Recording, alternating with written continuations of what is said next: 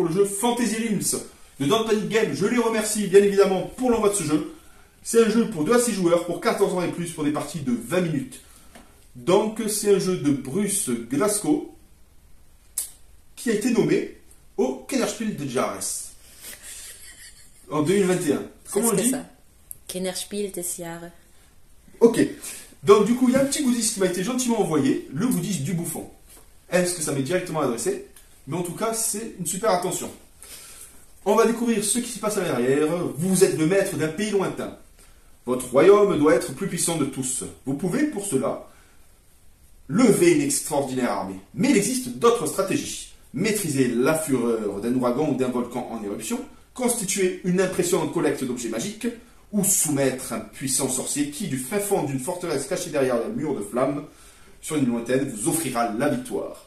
Vous avez le choix, il n'existe pas 2 royaumes semblables. Tirez la meilleure combinaison possible des 7 cartes de votre main, ce sont les seuls qui vous rapporteront des points. Choisissez-les, donc avec le plus grand soin. Il y a 53 cartes, plus une, 54. Un livre de règles, un bloc de score et un étui.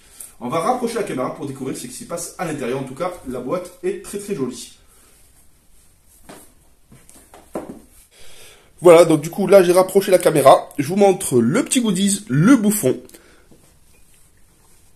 Ah, il est plutôt sympathique, c'est ce qui était rajouté au jeu. Je remercie Don't Panic Games, justement, pour l'envoi de ce jeu. Et là, je vais vous présenter, on va faire le petit unboxing. On va découvrir ensemble. Alors, qu'est-ce qui se passe à l'intérieur ?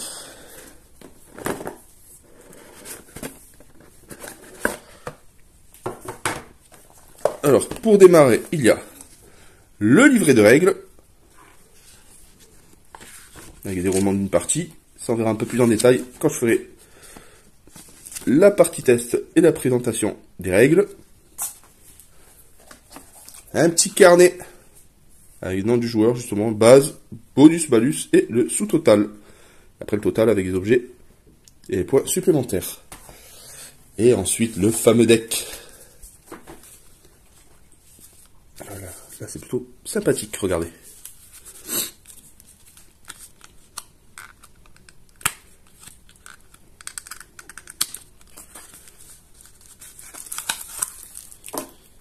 Donc on va découvrir les cartes ensemble. Petite ouverture facile. J'ai un petit liseré mais j'arrive pas à... Voici les cartes. Donc la première c'est une carte montagne, une carte terrain avec 9, un bonus plus 50 avec la fumée, et le feu de forêt. Efface le malus de toutes les vagues. Bon là je vais pas tout vous lire, c'est juste pour vous présenter les cartes. Terrain caverne, le terrain, le beffroi, la forêt, terrain élémental de terre. Alors là c'est vague source de vie. Vague marécage, inondation. Allez, les illustrations elles sont juste parfaites. L'île, élémentaire d'eau, l'orage. Alors là, on est sur le climat. Orage, blizzard, fumée, tornade, élémental d'air. Là, c'est les flammes, feu de forêt, la chandelle, la forge, l'éclair, élémental de feu, chevalier, l'armée, archer elfe, cavalerie légère, infanterie naine, éclaireur, là le sorcier, le collectionneur, le dresseur, nécromancien, démoniste, enchanteresse, le roi, le seigneur, la reine, la princesse, le chef de guerre, l'impératrice, la licorne, là c'est les créatures, le basilic, il est rigolo, le destrier, le dragon, l'hydre, là c'est les armes, le navire de guerre, la baguette magique, l'épée de quête, l'arc elfique, le dirigeable, c'est plutôt sympa. Le bouclier de quête, ça c'est les artefacts, le gemme de loi, l'art au monde, le livre de mutation, la rune de protection, et là c'est Joker, le métamorphe, le mirage et Doppelganger. Donc voilà, je vais lire les règles et on va faire une partie test dans une seconde vidéo. La petite présentation, à très vite. Voilà les amis, j'ai lu les règles, je vais vous lire le petit descriptif. Vous êtes le dirigeant suprême d'un pays lointain, votre but c'est construire le royaume le plus puissant du monde. Vous pouvez lever une extraordinaire armée qui écrasera tous vos adversaires. Mais ce n'est pas la seule stratégie pour atteindre la victoire. Votre royaume peut aussi prendre la forme d'un volcan en éruption ou d'un ouragan pour détruire tout sur son passage. Peut-être amasserez-vous une impressionnante collecte d'armes ou d'objets magiques. Peut-être manipulerez-vous un puissant sorcier au fin fond d'une forteresse d'une île accessible entourée de flammes infranchissables. On a le choix, il n'existe pas de royaume semblable. Donc dans une partie de Fantasy Realms, qu'est-ce qu'on va devoir faire? On va devoir piocher des cartes du paquet de pioche ici, ou dans la défausse, tout simplement. Et on doit construire notre armée qui nous conduira peut-être à la victoire. Donc là, je vais vous présenter les différents types de cartes. Il y a différentes familles pour commencer. Il y a la famille terrain, la famille vague, la famille climat, la famille flamme, la famille armée, la famille sorcier, la famille seigneur, la famille créature, la famille arme et artefact. Toutes ces cartes vont se combiner les unes aux autres pour marquer le maximum de points. Donc comment se lit une carte?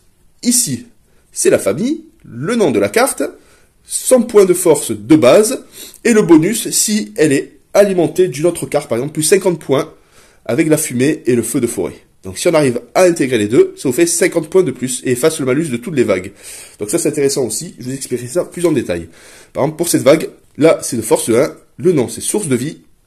Ajoutez la force de base de n'importe quel terrain, arme, vague, flamme ou climat de votre main. Donc ça va être intéressant, justement ça va se combiner rapidement.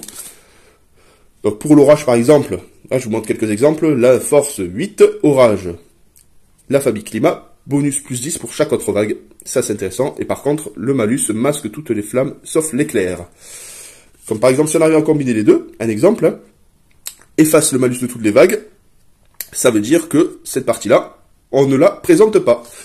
Donc le feu de forêt, par exemple, masque toutes les cartes sauf les flammes, les sorciers, les climats, les armes et les artefacts. Bon, il y a plein de trucs intéressants. L'armée, moins 8, sauf avec au moins un seigneur. Donc du coup, c'est une armée. 20 points de base. Et s'il n'y a pas de seigneur, on enlève 8 points. Par exemple, sur le sorcier, là, un exemple, il a 7 points de base. Le nom collectionneur, plus 10. Si vous avez 3 cartes de même famille, peu importe la famille, hein, que ce soit armée, climat, flamme, terrain, etc. Plus 40 points si vous avez 4 cartes de la même famille, plus 100 points si vous avez 5 cartes de la même famille. Oh là, ça peut être intéressant, ça peut vite monter avec le collectionneur. Le roi, donc c'est un seigneur, plus 5 pour chaque armée, donc ça rajoute, ça rajoute, ça rajoute. Ou, avec la reine, plus 20 points pour chaque armée. Oh là, ça peut monter rapidement. La licorne, son petit bonus, plus 30 si on a la princesse, ou, donc on peut choisir soit l'un, soit l'autre, on peut pas avoir les deux. Là aussi, soit l'un, soit l'autre, on peut pas avoir les deux, on doit faire un choix.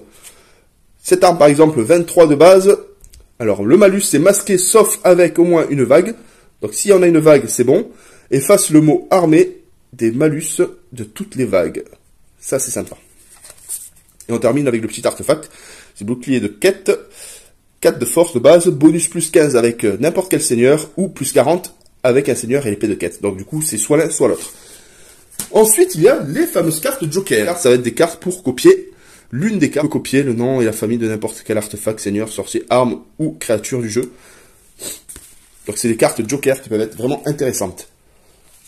Ensuite, en fin de partie, au fur et à mesure, on retranscrit les noms des joueurs, donc de 2 à 6 joueurs. Là, c'est la première carte pour le joueur 1, joueur 2, joueur 3, joueur 4, joueur 5, joueur 6, et ainsi de suite. Donc du coup, vous aurez le bonus de base, c'est le bonus indiqué ici, et on rajoutera les bonus-malus, justement, qui vont s'acclimater avec le combo de cartes. Là, c'est le sous-total. On peut même avoir jusqu'à 8 cartes. Suivant sur les cartes, hein, ça peut être intéressant. Hein. Il peut avoir 8 cartes. Et après, ces objets maudits, les points supplémentaires. Et après, on fait le total. C'est pour créer la meilleure armée qu'on puisse avoir. C'est un jeu plutôt sympathique. Le déroulement d'une partie, c'est très simple. On distribue 7 cartes à chaque joueur. On choisit le premier joueur. Il n'y a pas de précision là-dessus. Durant notre tour, chaque joueur choisit de piocher la première carte du paquet de pioche pour alimenter sa main. Et se défausse automatiquement d'une de ces 7 cartes pour optimiser le meilleur combo pour remporter la partie. On a le droit de piocher soit dans la pioche, soit directement dans la défausse. Donc ça peut être vraiment intéressant. La partie s'achève tout simplement lorsqu'il y a 10 cartes dans la défausse. Donc du coup, le jeu s'arrête, le joueur ayant le plus de points en moins est déclaré vainqueur. On va devoir le retranscrire sur ce carnet de score. Il y a quelques petites fioritures au niveau des cartes. Donc la première fioriture, c'est celle-là, avec le mot « avec ». Donc si une carte reçoit un bonus avec le mot avec, on peut l'utiliser qu'une seule fois. Donc pour la baguette magique, tout simplement, 25 avec n'importe quel sorcier. Donc qu'une seule fois. Le bonus, on ne peut pas le combiner avec plusieurs sorciers. Ensuite, il y a ce bonus-là, le bonus efface. Efface le mot armé de tous les malus. Donc du coup, quand il y a un malus, ça efface ce mot-là. Donc ça, c'est intéressant pour combiner plusieurs cartes.